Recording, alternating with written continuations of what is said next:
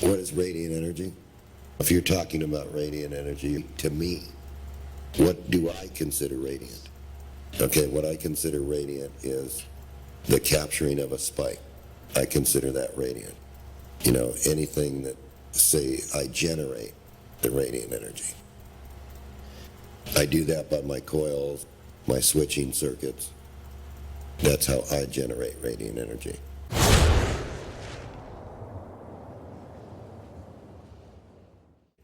In other words, what I'm saying is that I'm only concerned with a sharp transient in the spike as far as the radiant goes. You know, as far as negative energy goes, the negative energy comes from the battery. Once I generate this sharp transient and charge the battery, it's a negative effect to the battery because there's no heating of the battery with the radiant charger. So basically, the thing is to build circuits that generate these sharp transients and then steal that sharp transient and put that to the battery. That way I don't need much current at all to do it. Next question. Could you talk a bit about the radiant spikes that we saw on the screen for the pendulum oscillator? The radiant spike, the pendulum's a totally different machine. You know, and it's like one transient spike at a time. You know, it's still the same principle. It's still, each time that the pendulum goes up or the pendulum goes down, we just transfer that energy from one, right, it's a balancing act between, you know, the pendulum movement. And so one battery being lower than the other battery, it balances between the two batteries. And it's still the same wave, except that the wave it's much longer in time. What happens if you try to swap the primary battery with a secondary battery that's being charged with a radiant? No, you cannot. You can't mix the two sources. One electricity is completely different than the next. One, you're asking, you're putting in a positive form of energy, right? And you're asking for a negative form out, which is the radiant. And so therefore, you can't just swap the batteries without a time period between them. And you just can't take the back battery and put it on the front battery because it's just going to kill itself if you do that. However, you can put as many batteries as you want on the back.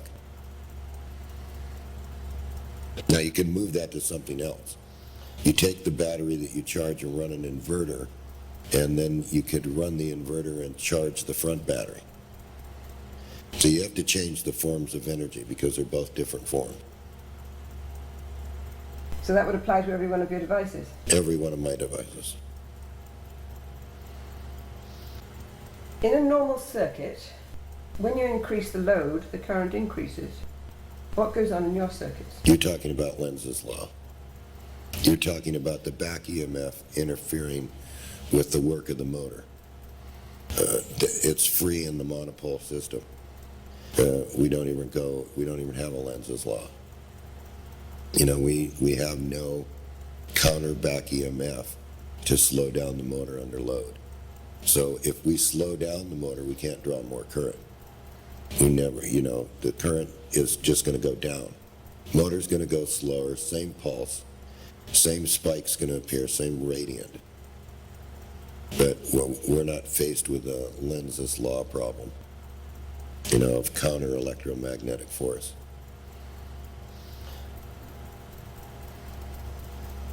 Is the pendulum system a closed loop system?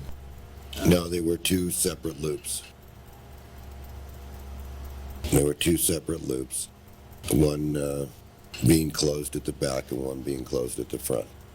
But the two loops are not tied together, and it's out of phase from each other. So when the front's doing something, the back isn't receiving a signal at all.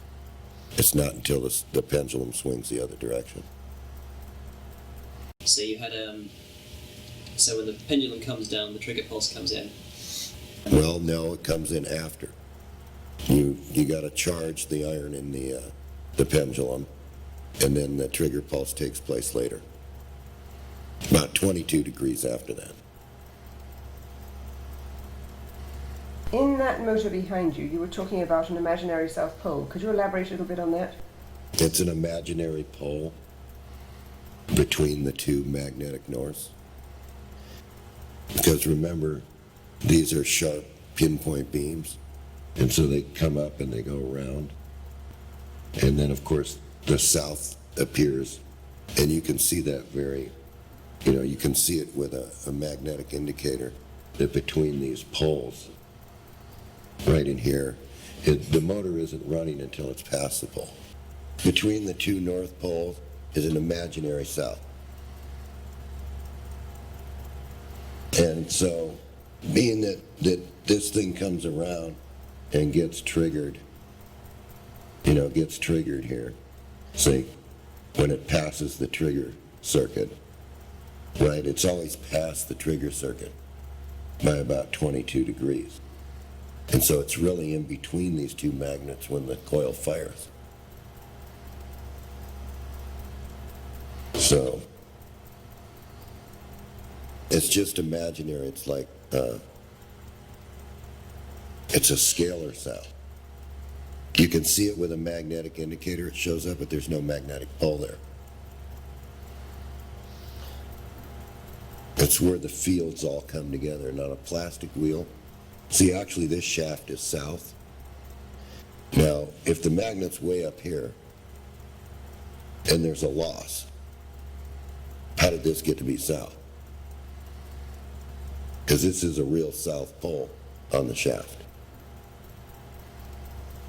And then, of course, coming up, you have the north pole going up, comes around, right? But this actually becomes, and remember we talked about the magnetic beam being pinpoint on each one of these. So it's pinpoint. And then in between here is the south scalar. So these are all north poles together.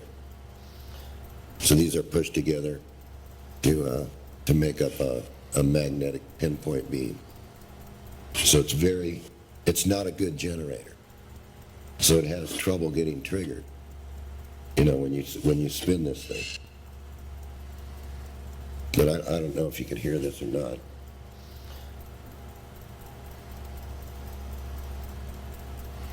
If we get this thing to...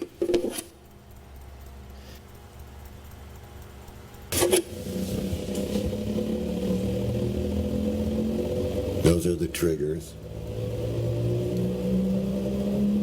And see, it's always triggered after the fact. There's only one trigger. So...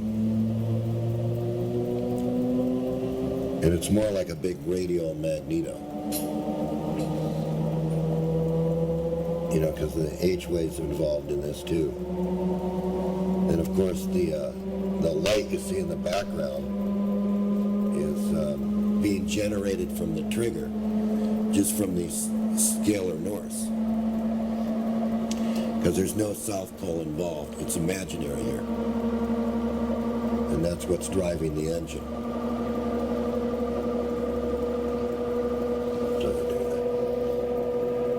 Take away the magneto,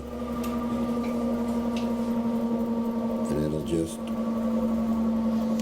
no power at all. So it's not generating a thing. Notice there's no drag on it even though it's connected to the battery.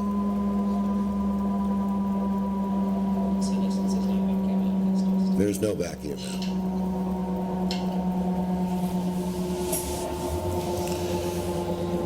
So there was a piece of the footage that I saw about, I think you were demonstrating the magnetic monopole motor to William and showing two banks of batteries there, and you were talking about flip-flopping, but I'm going to kind of miss that impression because I think you're saying that you Can't trade them. can't trade them at all. Okay. So, it was about just making clear that none of your devices can be used to flip-flop batteries. No, you wouldn't want to flip the batteries. It's two different types of energy. One energy is driving the system. The other one's a radiant type energy being put into the secondary battery. Now, you can drive normal stuff with it. You can drive a light bulb, you can drive an inverter, drive a DC motor, you can drive an inverter to charge the front battery as long as you keep the two electricities isolated. See, the battery performs giving you the same thing, but for some strange reason, if you trade batteries back and forth, you just run out of energy. However, if you take a little bit of the back battery and use an inverter, you can charge the front battery. You have to change the form of it. So if you took an inverter, you could swap back and forth? Yeah, you could. That motor behind you, what does that have in common with your other motors? They all remain the same no matter what size they are. They all function absolutely the same. There's a smaller one over there, then there's another one, then there's one over here, there's one in this corner over here. And you see just the sizes have changed, although they operate identically the same. So in terms of their ability to restore badly corroded batteries, there's no difference? Right, that's the radiant charger, that, you know, the motor. Yeah, you can notice the same thing. You can, because since these are such high voltage units, they just can charge a battery that's been sulfated. Actually breaks the sulfation away. So the radiant energy can restore a scrap heap battery that's completely sulfated? Yes, it does. Breaks it off. Does the number of poles on the different models of motors make any difference to their effectiveness, John? Doesn't make any difference. Could be 2 poles. Could be 1 pole. And in the context of your radiant charging machines, how do you see the term COP applying? Well, the COP is completely different from what you're measuring. You know, one doesn't have anything to do with the other. You know, I have to go along with Tom Bearden on that most people can't measure COP. You know, they have no idea what this machine's doing. And the COP is in the battery. You know, does the battery run longer? Does it take the charge better? Does it charge faster? You see, how long can we sustain this battery? You're building up the COP in the system by charging the battery with this type device. Because we're not saying any COP is developed in the machine whatsoever. It's all in the chemical, in the battery. You can charge with this system, and immediately when you load the battery, you're going to find out that it's extended. You know, now you start calculating your COP because you know what the battery can put out. You do that, and everybody likes the favorite thing, joules. And but you know that if you charge this battery and you put this in, but then you get extended out, you know, where you know that under a normal conventional charger you're losing time each time. This system gains time each time, and it gets to a certain point, and that's it. That's as efficient as the battery's going to get. Tom talks about negative energy, and you talk about radiant energy. Could you expand on that a little bit? They're both the same. They're one and the same. You know, if you're talking about radiant energy, you're also talking about negative energy. It's basically the same thing. It's the negative end of it. I mean, a sharp transient produces this negative energy. How do you see radiant energy coming in, John? Well, it comes in waves. You know, radiant energy comes in waves. So, of course, you're going to see this alteration. Because all the devices are switching all at the same time. They're all at the same level. But yet you see this rolling wave that's low in frequency. You know, so you see this sort of like ocean wave. Sometimes it's higher, sometimes it's lower. This is nothing more than what Murray talked about, or any of these people, about the way they said that the energy comes in waves.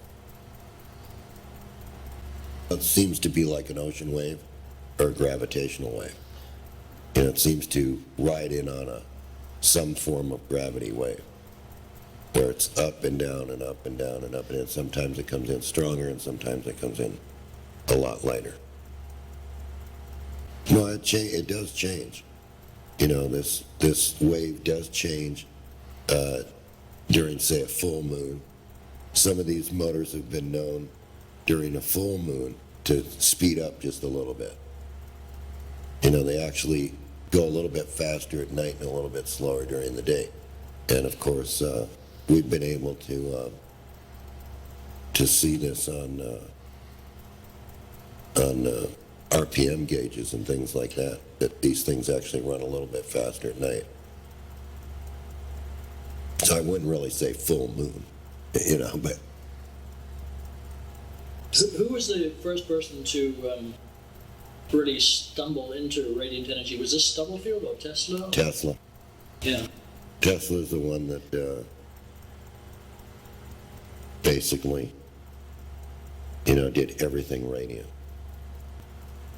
And Stubblefield used it too, but a different form of it.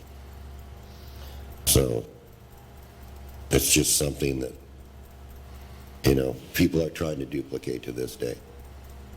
But we've found a way to do this, and we just charge batteries with it.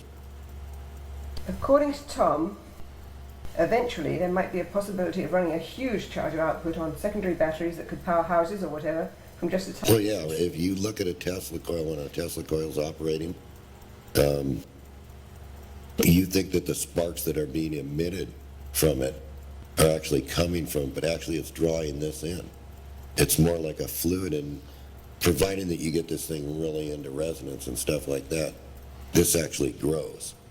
This, you know, envelops a whole field with this gaseous mixture of white, you know, which is actually what you have to convert to get the energy, you know, from the vacuum. You have to be able to convert this radiant. You have to be able to translate this. To translate this in some form, and then turn it to something that's usable, like what we know as electricity. But then once again, you know, you're going to end up charging a battery with it, or you're going to end up running lights with it, or you're going to end up running a DC motor with it. You know, now just using this stuff right off, you're not going to run an AC motor. But you're going to run an incandescent light.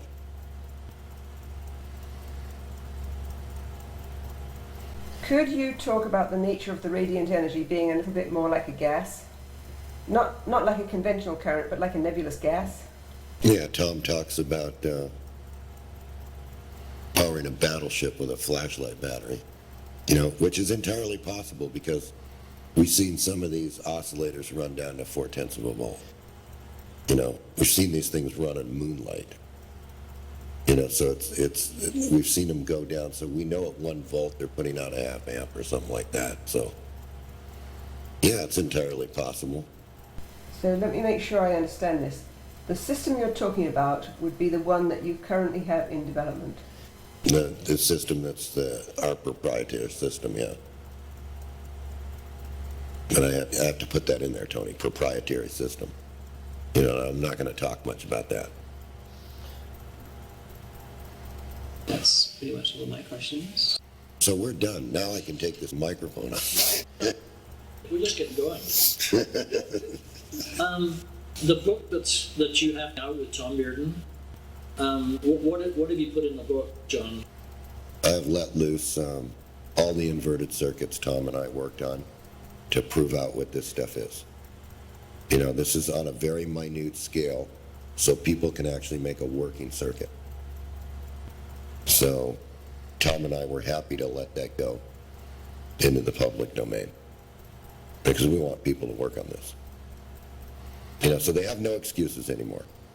You just get the circuit, make the circuit, don't change anything, and study what it's doing, how it operates. And that's my suggestion to everybody, is just time to get to work. You know, don't change anything. Don't think that you know anything better right at this moment in time, because you don't. You know, it's you want the circuit to operate just like I said what's there. And then after that, after you get it working, you can make all the changes you want. But up until that point in time, if you make changes, don't expect it to work until you really know what this pulse is and what's going on with these inverted circuits and how the battery is being charged from the inverted circuit. And the first book, which is also being reprinted, the one from 1984, several people took that and... Yeah, several people, right, the Bedini's free energy generator. Right, I think even Mythbusters tried to build that one, didn't they? But yeah, anybody that follows that book, I would suggest that they follow it precisely, that they build it just like the diagram in the back, and get it to go first. You can build a solid state relay that does the switching like Watson did. But just expect that if you start running stuff with this, you'll probably disappear too. That's it. I mean, Watson's machine was like an 800-pound flywheel, and probably was 15 to 18 feet long. Probably weighed something like almost 1,500 pounds, right? And did something like 5 kVA. It was running on 2 small little car batteries. And we're talking about a big mass, talking about, an aircraft starter that he had to order special, right? But once he wound up this flywheel to, I guess it was around maybe 400 or 500 RPMs, then he only had to supply a pulse every once in a while. Click, clack, click, clack. Capacitor charges up, dumps to the battery. Capacitor charges up, dumps to the battery. Same thing as a monopole motor now. Only see, we tried to reduce the size of it so you could understand the effect of it.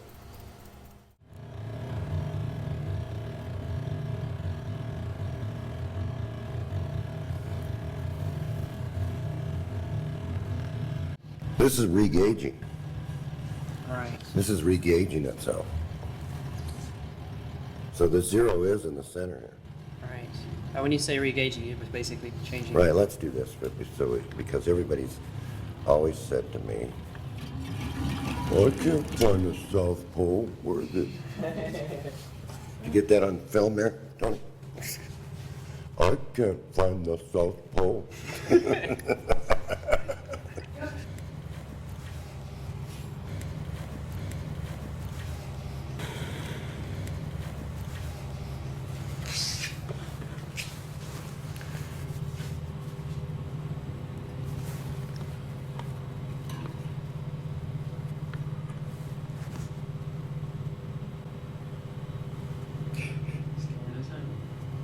It's not. It's not balanced. You're just proving that the wheel's not balanced. And that there's a rock inside the There's bear. a rock in the bear. Okay. Yeah. The professor must have his glasses. So.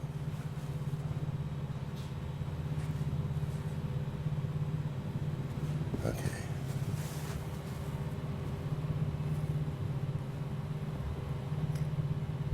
So see, there's a north.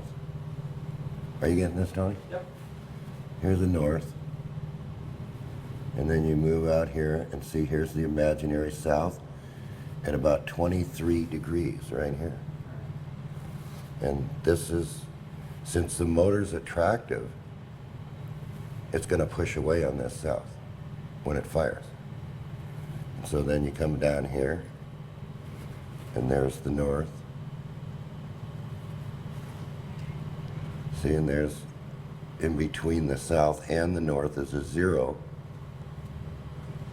And then there's the south again. And there's a 0 between the north and the south. See, there's imaginary south there. And then there's a north.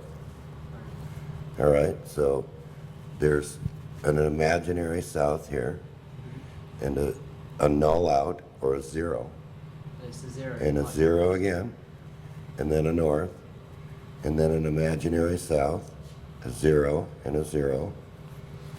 So there's like 4. What it's doing is coming around here like this,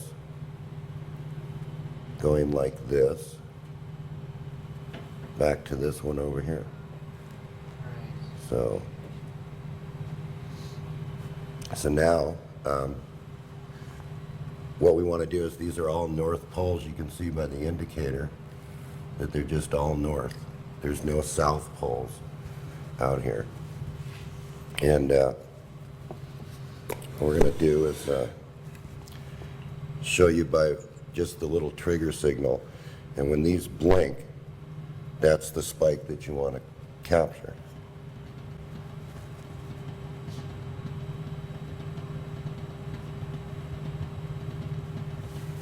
So we'll let it pick up speed, and it'll pick up speed automatically. It's pulling a lot of weight right now, so.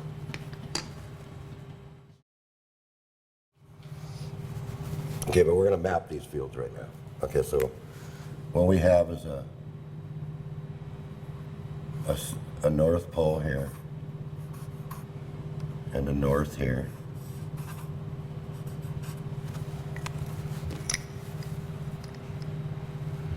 So we have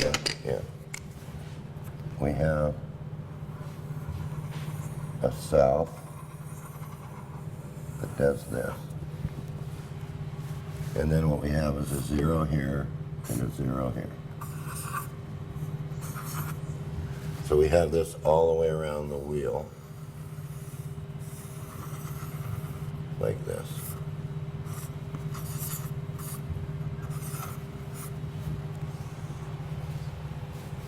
So now if we want to collect, the motor's pushing away at 23 degrees. This is actually at 23 degrees.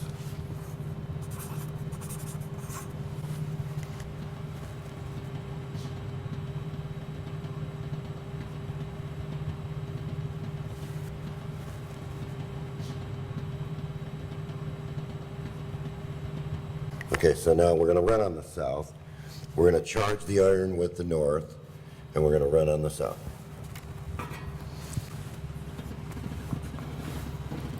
So once again, this is the radiant energy we're going to collect. And you can see these things are burnt black from trying to contain that voltage. So here, now the radiant goes away and gets into the capacitor. And then what we're going to do is store this charge and then discharge it across the battery. So this is what we're going to end up with.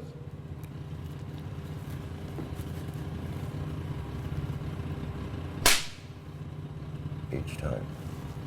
And we're going to take another flash of that.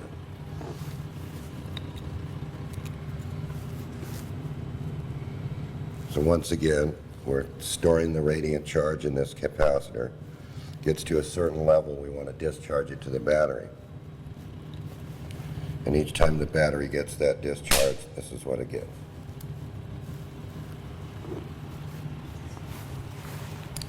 Got it? So the potential you're getting across that capacitor is what, about 400 volts? Yeah, about 100. This capacitor is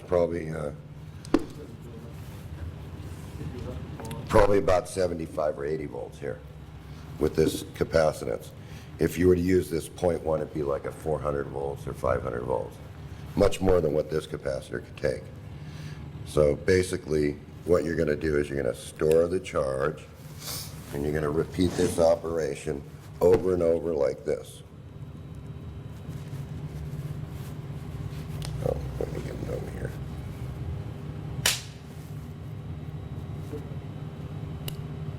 See, and then you time it so that you just give it that little arc right there.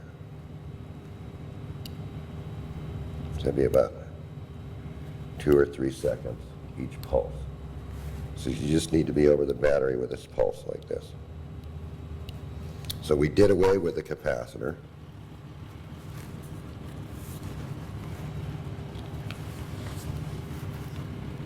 Because of the way this arrangement is, and we just go right to the next battery and it absorbs the radiant energy.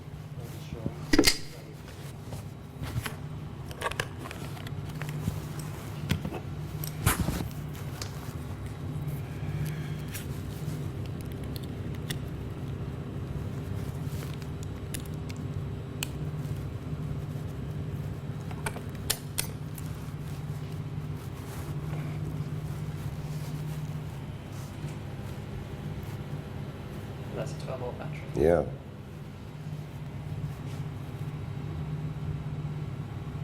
See, This battery didn't have very much in it because it rose up at the beginning and lowered the impedance, and now it's putting the charge to the battery. As the battery falls downward, the impedance gets lower and lower and lower. So the energy is actually getting absorbed into the chemical right now.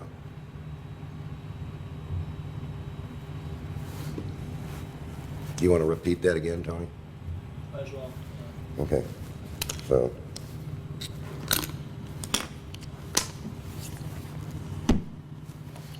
we'll watch the capacitor build this time, and you decide which one you want.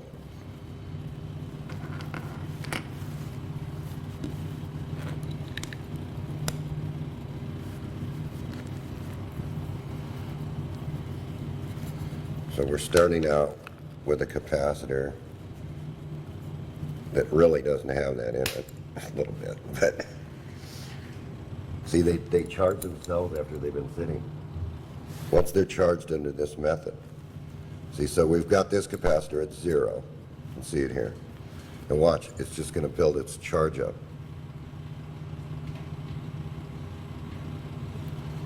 And that's just having one terminal connected. Yeah. The other one isn't. Okay, so now we're going to connect it up and take this radiant energy.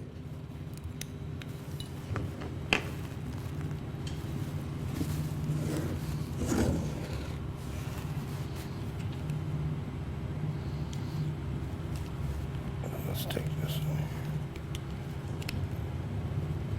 Let's get some radiant energy here, and now we're going to just switch the currents. Okay, so here we go. So this is what we've collected.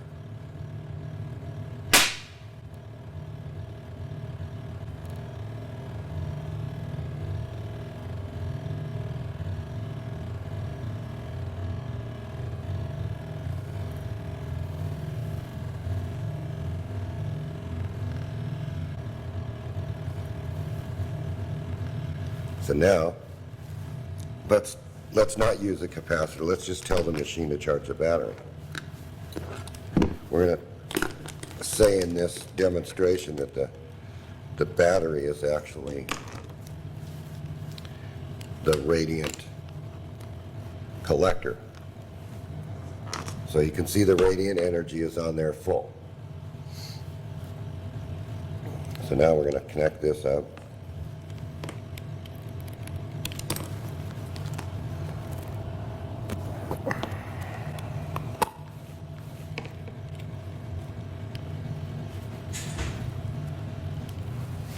The radiant's absorbed by the battery. And we're just going to go ahead and push that battery up.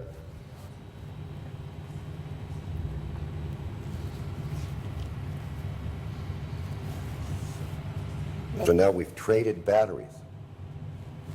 The battery that we've charged, we now have driving the input. And the battery that's discharged, we're now charging.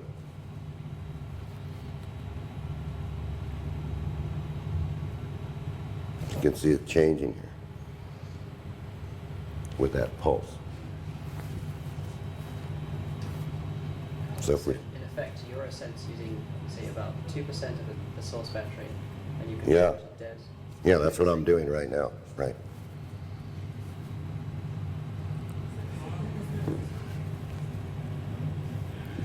So to show you that it's not generating anything with this movement, we disconnect the source battery. And so it's not a generator. Now we trigger the radiant out with this pulse. And we're doing the mechanical work and charging the battery. We're doing this mechanical work here. And so you have to take into account the electrical energy in, the electrical energy out, and the amount of work that the wheel's doing to keep that fan going. It almost seems to me like it's that mechanical motion is needed almost as a byproduct to get an action to trick out. Yes, exactly, to get the triggering each time in the coil.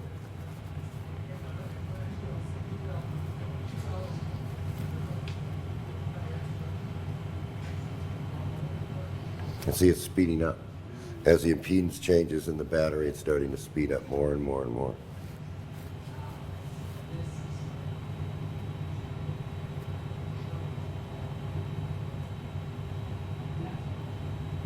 Kind of interesting, isn't it?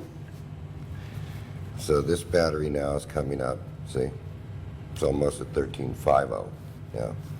It's bouncing between 4 and 5 there, see? 9. Each one of those pulses is a little bit different.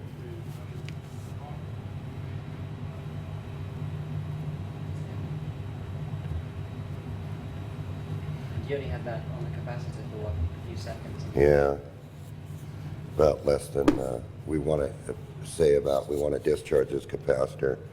And then the other thing is don't leave the capacitors open because they sometimes build another charge. Have you noticed that they build their charge when they're near to these machines? Oh, no. Just after we use them, sometimes they build up another charge, and we think that's the residual left over in the plates as they expand back. So what you collected there in discharge was purely radiant energy? Purely radiant. We transformed that high voltage into the capacitor, and then of course we get regular electricity when we short this out. We get real current flow. So when the battery sees real current flow, it just jumps. All right, so the idea is to not have this capacitor because this causes then heat in the battery. And what we want to do is take advantage of these high voltage spikes you see here. So you can see here that the meter can't even measure it. Doesn't want to measure it. It's got it locked. See? That changes the noise that you're hearing when you took it off. That's just the lights. You're hearing the high voltage being triggered. Now listen.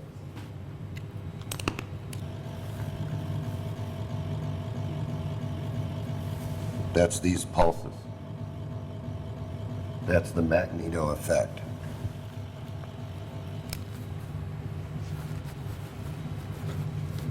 So you remember that this machine works. Let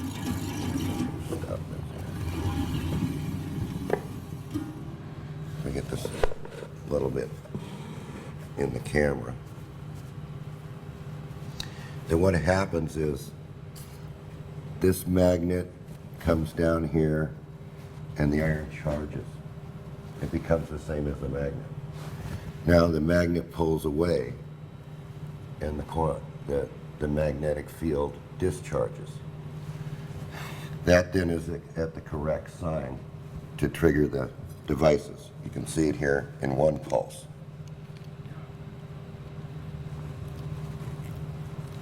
See if we can get it.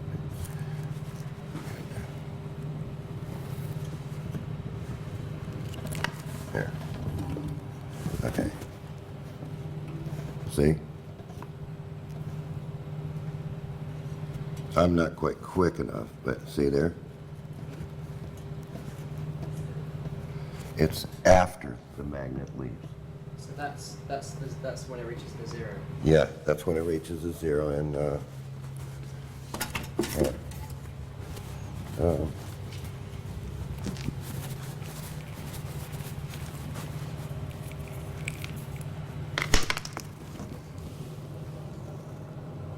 if we take these LEDs, they're in two different phases here, and we just go across the coil. Okay?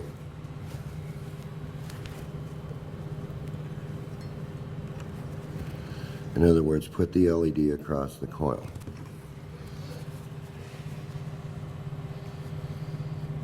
And suppose we had a timing mark in the center here.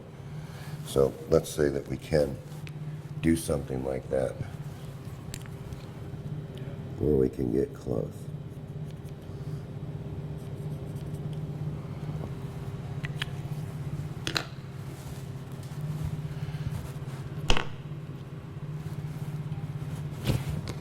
You can see right away that the red one and the green one's flashing, but they're out of phase from each other. So if you get it on there and you hit the mark, it's a black mark, and actually we need a white piece of tape, but you'll find out that this will show you the timing if you look in here. You see the two bars in here?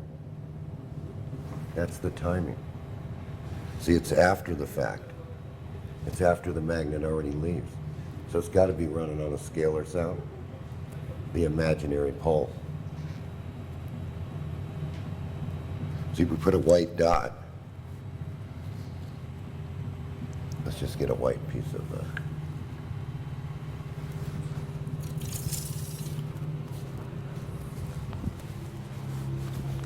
get here. Let's just say we had this white piece of paper, right? And actually it has to be much thinner than that.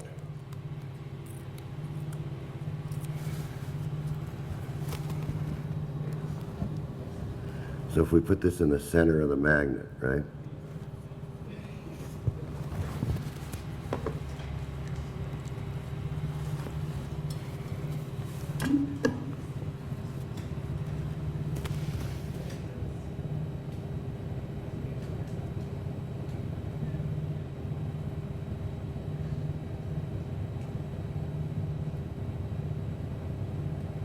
So it looks like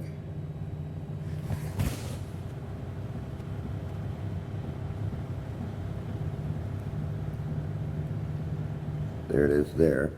So it's right there on the green. It's after the pole piece.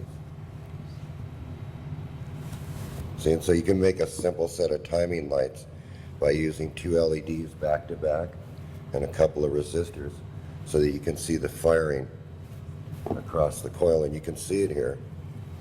You can see one is the charge and one is the discharge.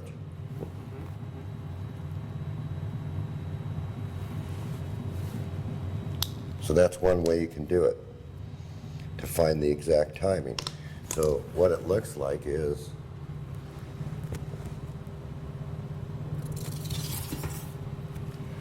that when this white piece comes around, that's the center of the pole, that it comes in, it charges the iron, it discharges and fires right about there.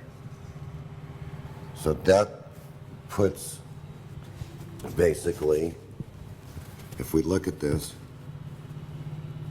these zeros is basically where it's firing. You follow me? Then it it's in repulsion because it's already past it. So it's actually firing at 23 degrees, charging, discharging, firing. Follow me? Charge, time and charge, time and discharge of the iron, and then the pole is in repulsion, and then the motor spins. So that's exactly how this is operating.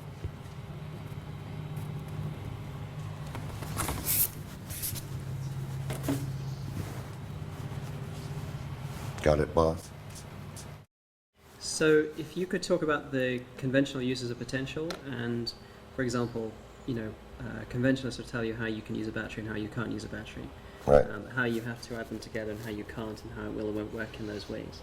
Okay, so let's just look at it with these three batteries off the start. So here's what we have. We have this battery, which if we put these two together, we get 3 volts. And of course the positives at the top, negatives at the bottom. Mm-hmm. Okay? And we only have one battery on this side, and this is what we have. So we have one like this, and one like this, and one like this. Mm-hmm.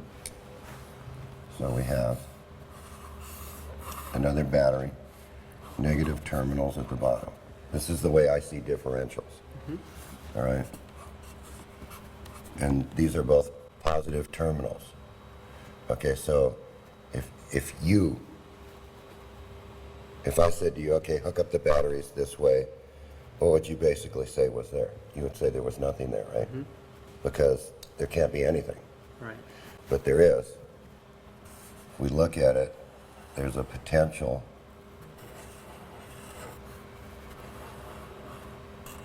that's flowing of 1.5 volts, Right. positive. So in See, essence, because- what you're saying is that the Right, so if we look at it this way, we look at a wave of 3, and we keep it in the same phase, and we look at a wave of 1.5. Well, that equals 1.5. Okay, now if we have a wave that's 3, and a wave that's 3 plus and minus, they're in the same relationship. So we've altered the frame. We've taken this wave and we've moved this frame underneath this frame. right. So basically what we're looking at is this, Okay. okay? And this equals 0. So you can have hidden information and a zero. Yes, you can have hidden information because I could take this wave and expand that wave and expand that wave, and I can then put information in here.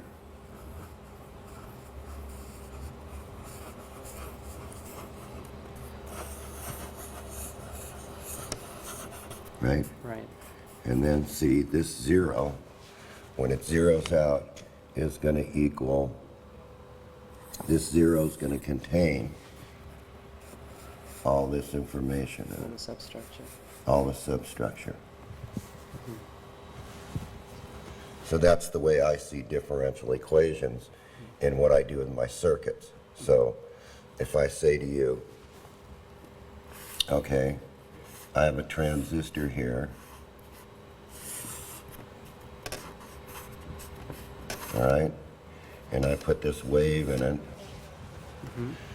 and I take this portion, right, and I take this portion,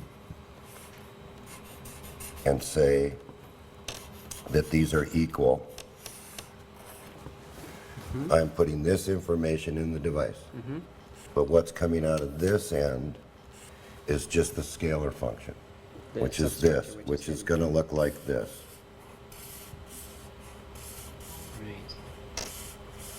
So what you're saying is that's all of the substructure. You send in this wave, you pick off the substructure which is in the zero, which is carried along with that wave. Right. And that's what you're picking up. So suppose we did a sophisticated circuit and there was a device here, and there was a device here, there's a device here.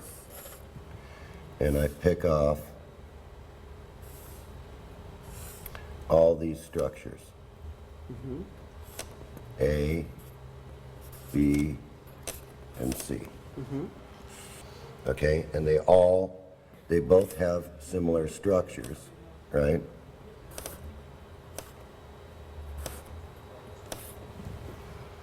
And they're all, I decide that I don't want to form a 0.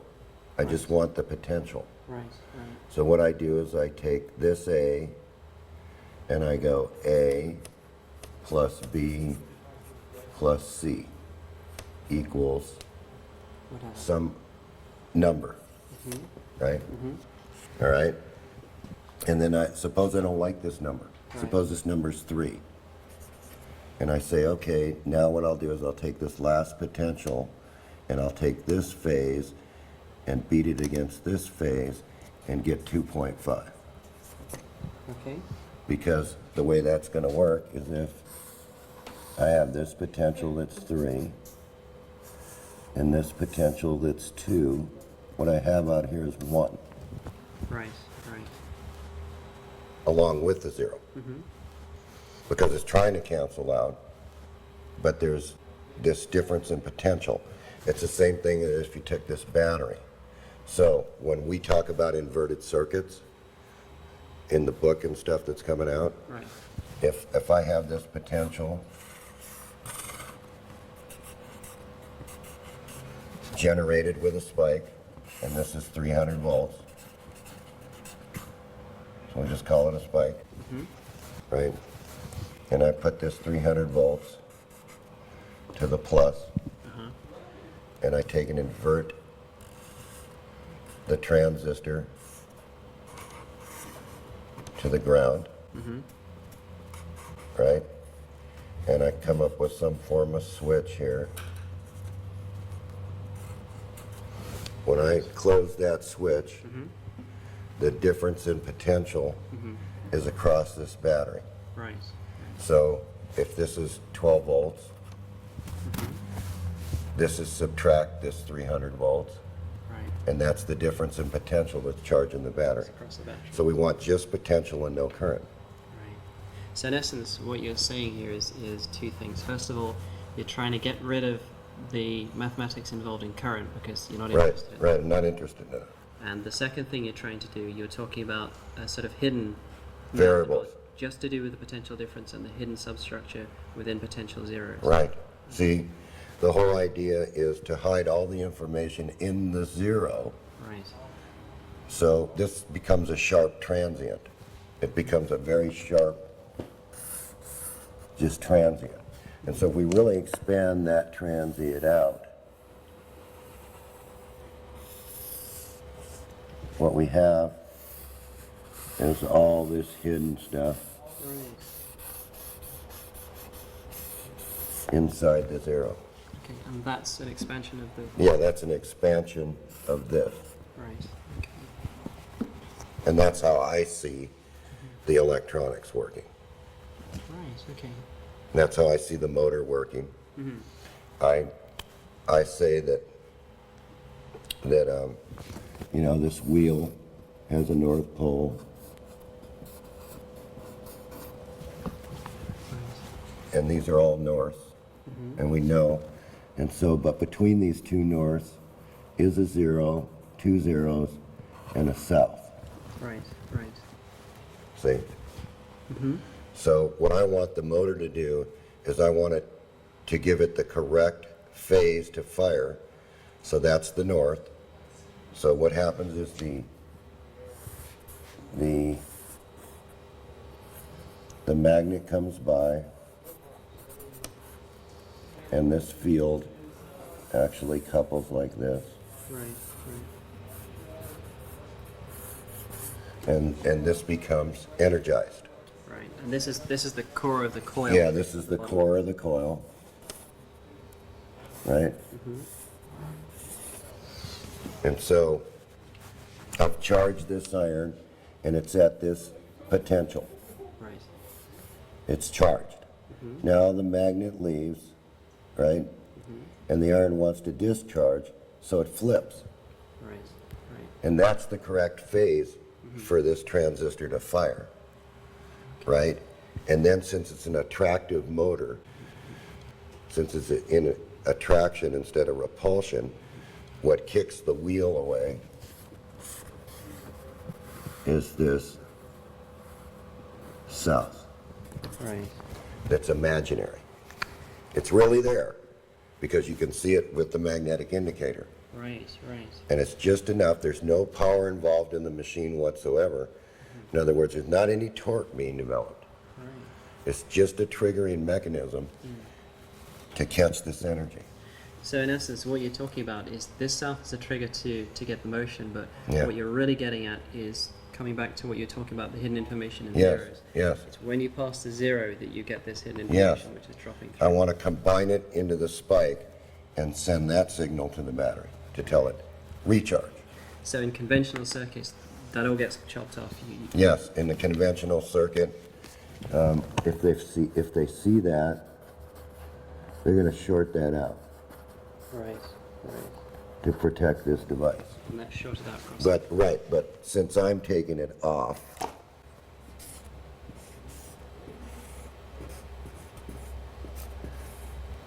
I'm just catching the spike and sending it to the battery. I don't have to protect anything. Right. Right. If I want to protect this device, I'm just going to put a neon light here.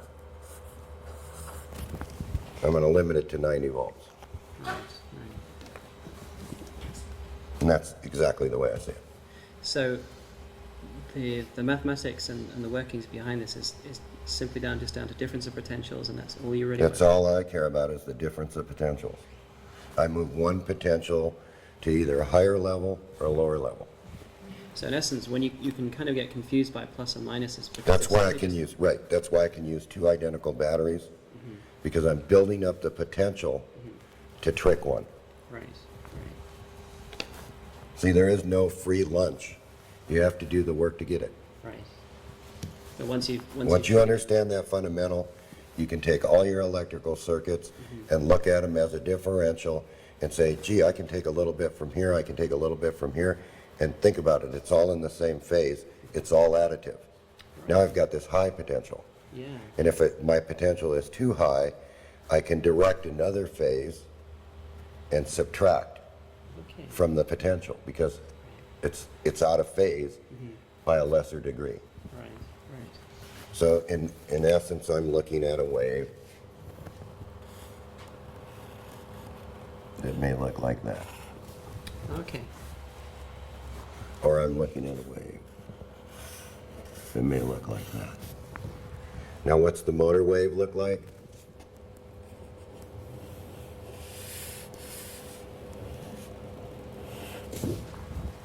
Okay. So this is your. See, this is the actual battery level. Mm-hmm. And this little piece, when you see it on the scope that comes down, is in the negative range. Right. The device is going negative. It actually wants to become a negative resistor, or a negistor, Right. Okay. a transistor that's a negistor. So that cools it off. Okay. And that's just the way I see it.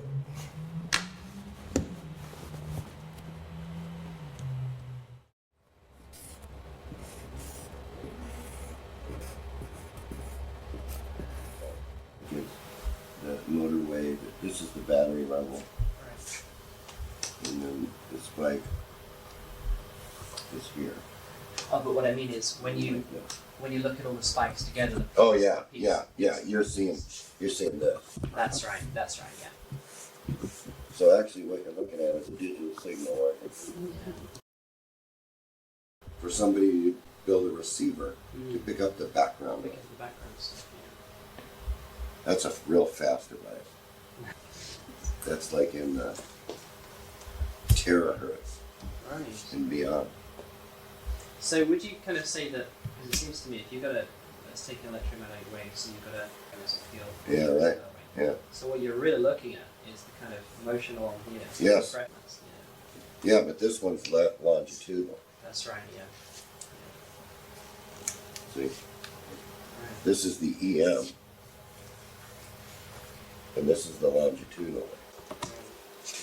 Because what I was thinking about this, what I showed you, is you have that T field Yeah, is in the okay. longitudinal part, and you've got the normal magnetic field, Right. and that's the pressure part. Right, that's the pressure. So I'm kind of thinking that that's the natural. These are kind of pressure These waves. are pressure waves. So what you want to do is build a receiver that tunes into the pressure wave. Right. See, it's way beyond light because you have to catch the neutral particles. Mm. Then you have to convert them into something Yeah. to turn them into electrons. Right. Because everything you do is electrons. So in essence, everything that's like a particle nature belongs to the transverse, and this gas is the pressure part. Yeah. Right. It was short, but that's what he's done. Suddenly everything becomes clear. Yeah, because once this light bulb turns on, Yeah. you'll never forget this light bulb. Right. You'll walk around and say, you know what? I've seen some bullshit in my life, but this takes the cake Yeah. because this is actually simplicity. Yeah. This is like saying I have two trees. Do it yourself. Do the measurement yourself. I have two trees. I have one tree here and one tree here. One's a small tree and one's a big tree. Yeah. What's the potential difference between the two trees? Right. Well, if you stick a meter in there, you're going to find out. It's a noise. Yeah. Nature's full of these potential differences, and they're nonlinear. So guess what? You can't have linear math. Right. You have to have nonlinear math. Right. This is nonlinear. That isn't a linear signal. You know, what comes out of all this is a nonlinear zero. That explains it really well. Yeah, you need a nonlinear math. My work cut out for me. You do. You're gonna get it. Yeah. You know, you're gonna go sit down in the chair and say the guy's a madman.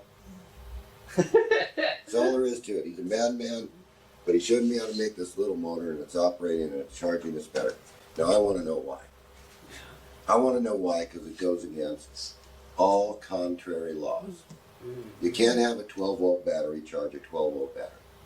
You can divide the charge between them. You can suck them both dry. But you can't have one that's lower than the 12-volt battery charging a 12-volt battery. Yeah. Well, I guess, I mean, in other words to say, it's probably best to say that in terms of, whenever you talk about a conventional circuit, we talk about the current flow, we use that, we measure that, that's something we can quantify. But in essence, the current is just simply a sort of back reaction to your Yes. dipole is disappearing. The dipole is destroyed by the current. So As long as you don't touch this, right. this dipole stays. So if every once in a while you want to touch this, right, and you just go, Right. the current didn't have any time to get there. Right. See, this is probably drawing a lot more current than can be measured, except it's so fast, it's instantaneous, that you can't destroy the dipole that quickly. The idea is to make the dipole last as long as you can last and get the most work out of it. So I guess in a way you could say there's like with all this substructure, there's a hidden way to look at information and voltage flow, but in terms of when you get rid of the currents, that's what you're left with, and you don't want to use the current because that's destroying everything you're trying to get at. Right. Yeah, you see, if the meter sees a zero, you can't measure the current. Right. So therefore, how does the battery charge if you're not measuring the real current? So you could kind of think of a current as kind of, and everywhere in nature you see that whenever you impose some kind of change or differential, it always tries to balance itself out and make itself Right. balance. And in this way, it seems like current is what happens to do that. So if you're interested in... Well, the current slows down. What controls everything is the magnetic field. Right. So the bigger the magnetic field, the slower the radiant. It's like a pressure valve for the radiant. Okay. You follow me? Yeah. The electromagnetic field, the normal field, is just a regulator to keep everything from going pop. Right. Okay. You see, in our experiments with the radiant transformer, you have, if you lay out the wire on the ground, say you took this motor wire, Right. you laid it out on the ground, it'd want to oscillate at some unnatural frequency, Right. and there's nothing to slow it down, so the device can't go that fast. Right. Right? So what do? You take the wire and you start to coil it up and coil it up and coil it up, and pretty soon the frequency slows down Right. because the magnetic field is collapsing inward, slowing the frequency down. Right. So now, with that frequency, only a few of these radiant sparks are able to get through. But that's enough. Right. Okay. So if you come up with some device that can go that fast, you could just have a straight wire in front of you, and it would output everything that's in the heavy side field. Right. Is that similar to what a Litz wire does in a way? No, Litz wire contains the magnetic field in itself. Oh, I see. Okay. So what you want to do is when you use these, right, we're talking about just one straight wire. Right, right. And we're talking about this flashlight battery at this end. Okay, okay. So if we cause a pulse on this one straight wire, Mm-hmm. and we had a device that was fast enough Right. to switch that fast, Yeah. you could capture everything around that wire because the frequency would be so high. Right, right. See, it'd be off the scale in voltage. Mm-hmm. Okay. That's what we're talking about. Right, We just found a way to slow it down through a magnetic trigger. right. Okay. All right? Okay. And by coiling up our transformers and stuff in these coils, we're just slowing it down. Mm-hmm. We're more than satisfied to get, 60 pulses a minute of this stuff. Right. That's all we need for the battery. But potentially there could be a huge amount of stuff that you're not getting, different design you could use. Well, yeah, a huge amount of stuff. Like well, you didn't actually see it this afternoon, but like when they took those golf cart batteries after charging them, right? Normally they could only run 1 hour at 100 amps. Right. All right? Mm-hmm. These guys did 2.5 hours today. So where did that energy come from? Right, right. What went into the battery Mm. that made it last 2.5 hours at 100 amps? Right. See, you have to take this. You have to take whatever's in the battery that's a frosted piece of glass, Right, right. and you have to clear it up. So it's like a clear window pane. Okay. So in other words, there's no sulfation there. There's no fog on the plate. Right. So once you have the full access of the battery, it isn't dying. You Right. follow me? It just keeps that. It's getting bigger. It's getting better. That fly's bugging me. Did you get all that? Some of them. Because it really helped when you pulled the mic off. It's fine though, because like, No, I mean, Eventually I was able to read yeah, I got yeah. That's good. you got it all.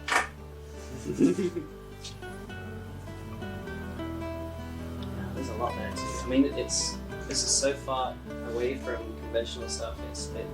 I can't even pick a conventional book up now thinking this is bollocks. Well, look, now you understand where I've been for the last 30 years. Yeah. It started with beer. Yeah. Talk about bizarre. Yeah. Yeah. Forget the flies. I told Rhonda I would be home tonight. Spent a long time doing that too.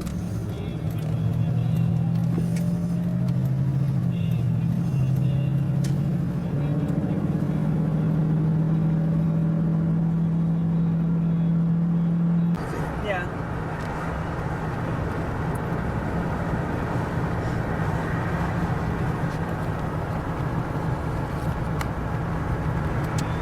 It's Victorian there. Yeah. See, and I was just on the other side of this, down a little bit when Okay. I built the other house. That was Victorian style too, wasn't it? Was it Victorian?